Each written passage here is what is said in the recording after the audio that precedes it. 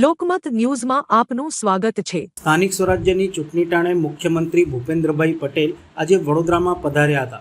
બપોરના જિલ્લા બીજેપી કાર્યાલય ખાતે સાધુ સંતો, પ્રબુદ્ધ નાગરિકો, વેપારીઓ અને બીજેપીના અગ્રણીઓ કાર્યકરો સાથે સંવાદ બેઠક પણ યોજી હતી। રાજ્યના મુખ્યમંત્રી ભૂપેન્દ્રભાઈ પટેલ ચૂંટણી પ્રચાર માટે આજરોજ વડોદરા એરપોર્ટ ખાતે આવી પહોંચ્યા હતા। ત્યારબાદ તેઓ સીધા કપુરાઈ ચોકડી નજીક જિલ્લા ભાજપ કાર્યાલય ખાતે પહોંચ્યા હતા। લંચ બાદ મુખ્યમંત્રીએ સાધુ સંતો અને પ્રબુદ્ધ નાગરિકો સાથે સંવાદ કર્યો હતો। મુખ્યમંત્રીએ ધારાસભ્યો અને સંગઠનના હોદ્દેદારો, અગ્રણીઓ સાથે તાકીદની બેઠક પણ યોજી હતી। આ સંદર્ભે દર્ભાવતીના ધારાસભ્ય શૈલેષભાઈ મહેતા દ્વારા જણાવ્યું હતું કે સ્થાનિક સ્વરાજ્યની ચૂંટણી હોય તેની આજે ચર્ચા કરી છે, તેને સિવાય કોઈ ચર્ચા કરી નથી। જિલ્લાના 5 ધારાસભ્યો તમે જાણો છો મજબૂત છે।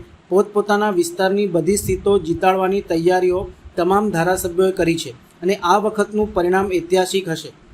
મુખ્યમંત્રીની મુલાકાત સંદર્ભે જણાવ્યું હતું કે મુખ્યમંત્રી આવ્યા, ધારાસભ્યો સાથે ભોજન લીધું, અત્યારે મહાનગરની બેઠક છે, ત્યારબાદ સાધુ સંતોની બેઠક છે, તે બાદ કોયલી અને મંજુસરમાં જાહેર સભા છે, તેના માટે મુખ્યમંત્રી આવ્યા છે।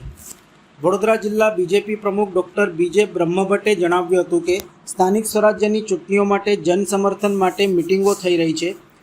એ અન્વયે વડોદરા જિલ્લાના પ્રવાસે મુખ્યમંત્રી ભૂપેન્દ્રભાઈ પટેલ સાહેબ પધાર્યા છે। આજે બપોરના 2 વાગે એરપોર્ટથી જિલ્લા બીજેપી કાર્યાલય ખાતે તેઓ પધાર્યા હતા। ત્યારબાદ વડોદરા મહાનગરના બીજેપીના મુખ્ય કાર્યકર્તાઓ સાથે મિટિંગ હતી। તે મિટિંગ બાદ જિલ્લાના સાધુ સંતો, વેપારી આગેવાનો, જુદા જુદા સમાજના આગેવાનો, પ્રબુદ્ધ નાગરિકો સાથે ચર્ચા વિચારણા બાદ 2 સભાનું આયોજન થયું છે। કોયલી ખાતે વડોદરા તાલુકાના બીજેપીના જિલ્લા પંચાયત, તાલુકા પંચાયતના ઉમેદવારો માટેની જનસમર્થન માટેની મિટિંગ છે। ત્યારબાદ મંજુસર ખાતે પણ બીજી સભાનું આયોજન છે। વધુમાં તેઓએ જણાવ્યું હતું કે અમે અગાઉ 40 બેઠકો બિનહરીફ કબજે કરી છે, જેથી વાતાવરણ ખૂબ જ સુંદર થયું છે। અડધું કામ અમારું થઈ ગયું છે, બાકીનું સભામાં નેતાઓના પ્રચાર, કર્મઠ કાર્યકરોની મહેનતથી આગામી 26મી તારીખે મતદાન થશે અને 28મીએ પરિણામ આવશે। ત્યારે ભારતીય જનતા પાર્ટીના સર્વે ઉમેદવારો ભારે બહુમતીથી વિજયી બનશે। 4 નગરપાલિકા, 8 તાલુકા પંચાયત અને જિલ્લા પંચાયતમાં અમારું બોર્ડ બનશે એવો એમણે સંપૂર્ણ વિશ્વાસ છે। સીએમના પ્રવાસથી જેમ આવતીકાલે પ્રદેશ અધ્યક્ષ જગદીશ વિશ્વકર્માજીનો પ્રવાસ છે, તેઓ કરજણ ખાતે વિજય વિશ્વાસ સંમેલન કરશે, ત્યારબાદ થુવાવીમાં વિજય વિશ્વાસ સંમેલન કરશે।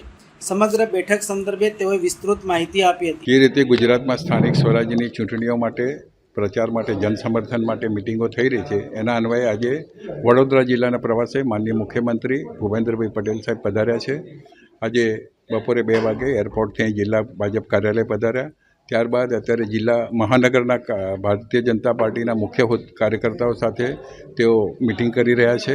એ મિટિંગ પતશે ત્યારબાદ અમારા ભાજપ કાર્યાલય ખાતે જિલ્લાના સાધુ સંતો, વેપારી આગેવાનો, જુદા જુદા સમાજના આગેવાનો, પ્રબુદ્ધ નાગરિકો સાથે પણ ચર્ચા વિચારણા કરશે અને ત્યારબાદ 2 સભાઓનું આયોજન કરેલું છે। કોયલી મુકામે વડોદરા તાલુકાના અમારા ભારતીય જનતા પાર્ટીના જિલ્લા પંચાયત, તાલુકા પંચાયતના ઉમેદવારો માટેની જનસમર્થન માટેની મિટિંગ છે અને ત્યારબાદ સાવલી મુકામે મંજુસર ખાતે પણ આ રીતની એક બીજી સભાનું આયોજન સાવલી તાલુકાના જિલ્લા પંચાયત, તાલુકા પંચાયત અને નગરપાલિકાના ઉમેદવારો માટે કરવામાં આવ્યું છે। જે રીતે માહોલ છે, અત્યાર સુધી 40 સીટો બિનહરીફ કરી છે, કઈ રીતે જુઓ છો? કારણ કે આગળ પણ ભાજપ જીતના વિશ્વાસ સાથે આગળ વધી રહ્યું છે। અમે અગાઉ પણ 40 બેઠકો, 4 જિલ્લા પંચાયત, 19 તાલુકા પંચાયત અને 17 નગરપાલિકાની બેઠકો બિનહરીફ કબજે કરી છે। એના લીધે વાતાવરણ ખૂબ સુંદર થયું છે અને કહેવાય છે કે વેલ બિગિનિંગ ઇઝ હાફ ડન, અડધું કામ અમારું થઈ ગયું છે।